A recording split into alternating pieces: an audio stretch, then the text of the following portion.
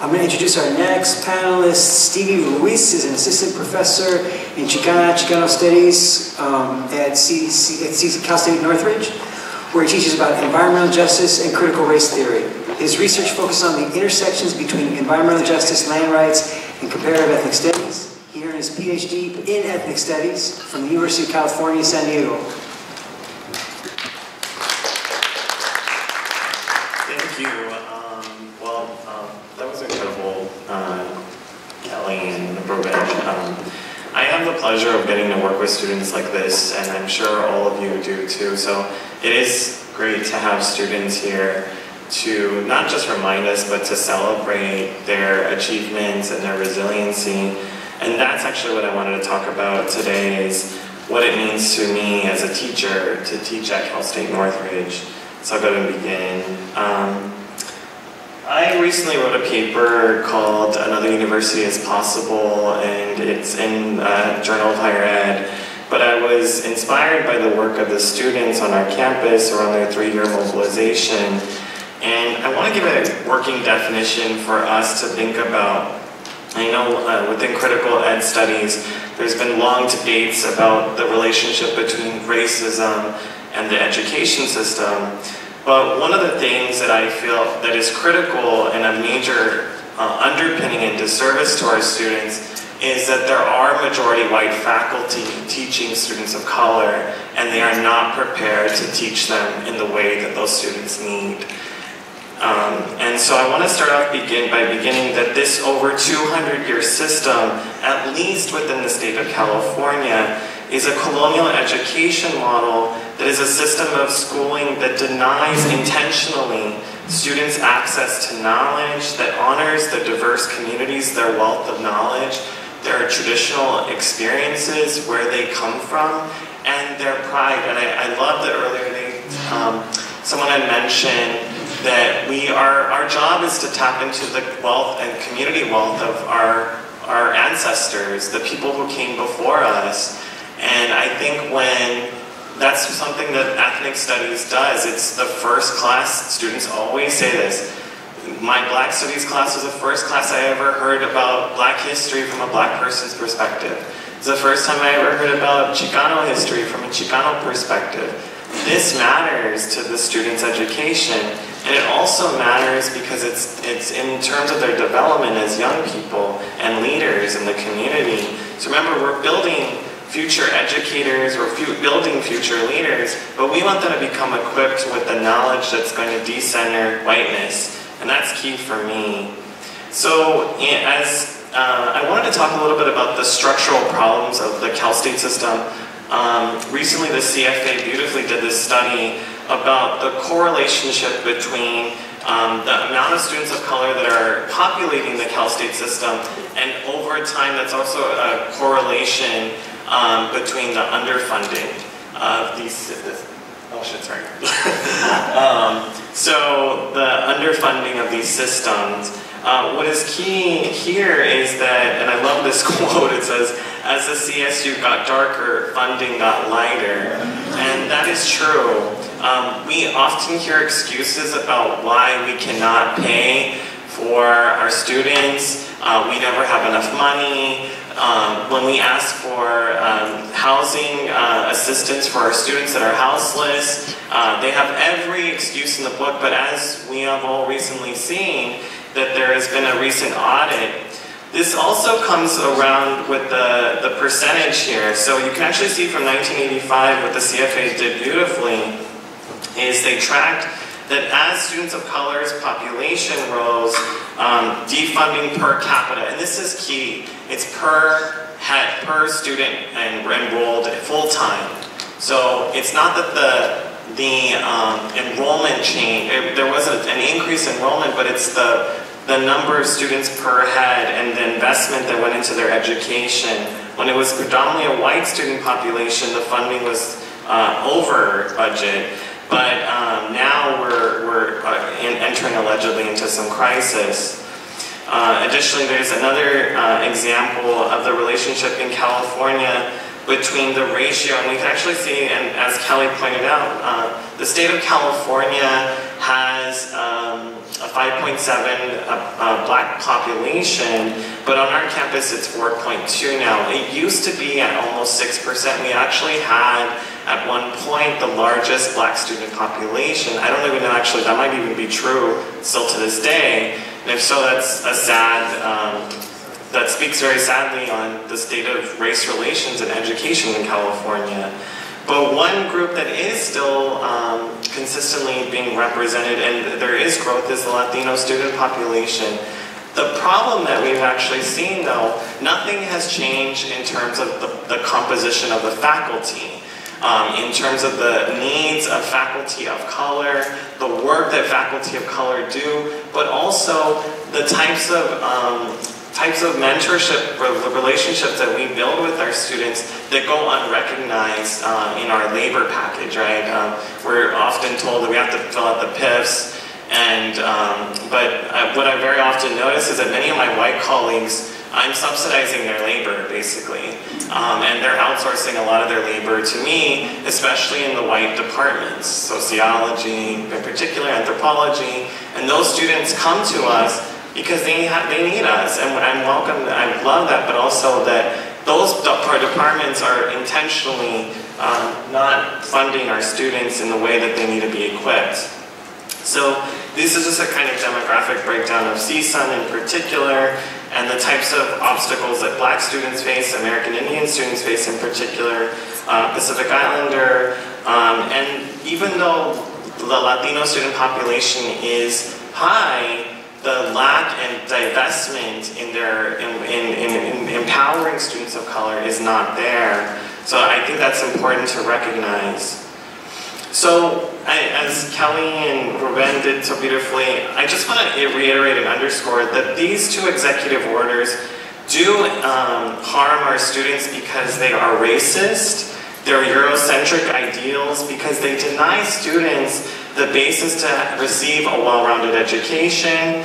One of the things we've been told is that this cross-listing that we're supposed to do in the GI 2025 initiative is to allow for indefinite cross-listing. So now biology can count as ethnic studies. All of a sudden now we're mathematicians in the ethnic studies department. So it's just a bunch of crap. And what this has also done is it has neglected the ethnic studies faculty's expertise about the needs and concerns of our students. We are the people that sit with our students. We are their mentors. And when one of the things that we did on our faculty senate was we voted 3 times against the executive order not to implement. We were able to mobilize with our students, and that's what I'm going to talk about briefly today, is the partnerships that you can create, or you already have created, with your students, and how you can mobilize your faculty, even your white faculty. And one of the things that we saw is the eradication of developmental writing and math, which we view as a racist policy. Our students need developmental writing and math. And one of the things that we have seen is that we're growing as an underrepresented student population, and we're at 67%. So I just want to play a video for you about visually what this felt like being with our students.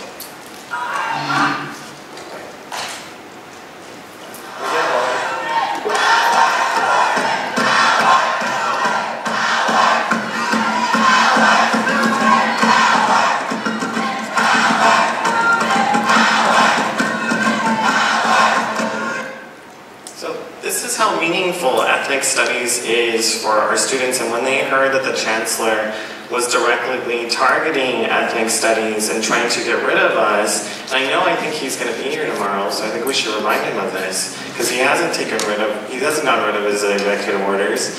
But one of the things that we should remind him is that he is not an expert of what our students need. Our students are the experts. And despite the fact that there are many people, including, especially to be quite frank, many white faculty on our campus have become afraid of the chancellor. So what they have argued is that if we don't do this, we will lose our jobs. And we say that is not true. Because do you really think he's going to fire all of us because we want to preserve ethnic studies? And in addition, I ask all of you to ask yourself, who are the robots on your campus? right? Because there are robots on our campuses. And very often this blind compliance is dictated by people who often use the terminology of student success, and they align that with graduation rates. What we actually have found that our students want to define student success to include things as, I didn't get shot by the police, I ate today, I have shelter today. That is student success because they're also bargaining all of these things in addition to their education. One last thing is that this whole model of student success is racist because it relies on a game of catch up or catch nothing. Right? It's the idea that our students need to catch up so that we can be like the UC system. We're not the UC system, and we don't want to be. And our students are the experts. Students possess a great deal of wisdom and expertise. Okay, I'll be done. And how to instruct professors about their best needs. So when you sit down with your students, they already talk to you about this, you know that. That's why you're in ethnic studies. And they make the needs of students visible to the campus community, and by any chance we can. This is also turned into a form of high impact practice, what they call in higher ed studies. Many of our students now are doing research. They're going across the country telling them about how racist our campus is, which we love. And we always tell our campus, this is our claim to fame, so you should be so proud of our students. We love calling our campus racist. And in addition, we also want to integrate a social justice model and teaching goals into our ethnic studies curriculum and research protocol. And we invite the experts in the community who know the political stakes of ethnic studies. It's their parents. It's also the people sweeping up and cleaning up after them, the janitorial staff. It's the people in the community that know what's at stake, and they will remind you of that. Those are the experts. And this is just some photography and the types of teach-ins we've done over the last year. This included 11 at, or what that was, right? 11, where Valentine's Day, what did you guys? Yeah, on Valentine's Day we talked about, we focused on why we're protesting is because it's rooted on love.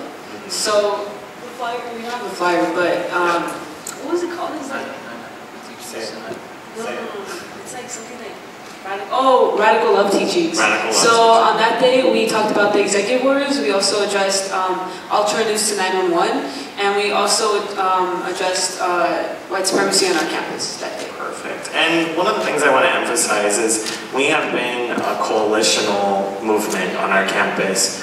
We have been working with Black Studies, we have been working with Asian American Studies, we have been working with Central American Studies. We have the only Central American Studies department in the nation.